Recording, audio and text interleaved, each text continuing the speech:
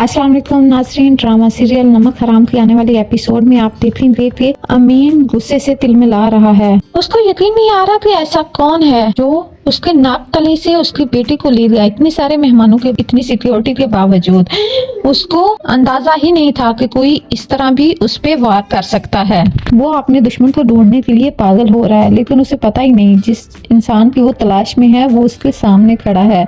मरीद को ये देखकर बहुत ज्यादा सुकून मिल रहा है कि जिस तरह अमीन लोगों के कदमों तले से जमीन खींच लेता है, इस तरह अब अमीन के साथ भी हुआ। मरीद बहुत पहले से इस मौके के इंतजार में था कि कब उसे मौका मिले और वो अमीन की रात की नींदें हराम कर दे।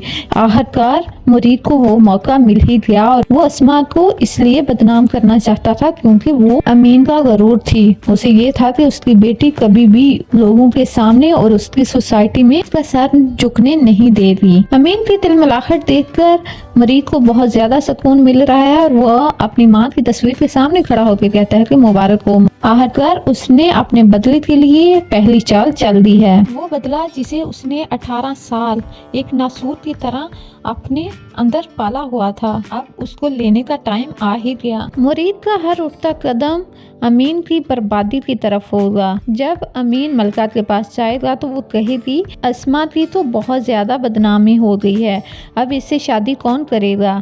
ना सिर्फ अस्मा की जिंदगी इससे मुतासर हुई है बल्कि एमन की जिंदगी भी इससे मुतासर होगी। तुम जल्दी से उसकी शादी कर दो। और इस तरह अस्मा की भी। अब किसी अमीर या मुअज़्ज़ज़ घर से तो उसका रिश्ता आने से रहा, अब तुम ऐसा करो कि तुम मरीद से ही उसकी शादी कर दो। तो ये सुनकर अमीन को बहुत बुरा लगेगा। सो नाज़रीन, आपको क्या लगता है, अमीन मरीद के साथ अस्मा की शादी करेगा? कमेंट सेक्शन में कमेंट करके ज़रूर बताइएगा। Thanks for watching. अल्लाह हाफिज़।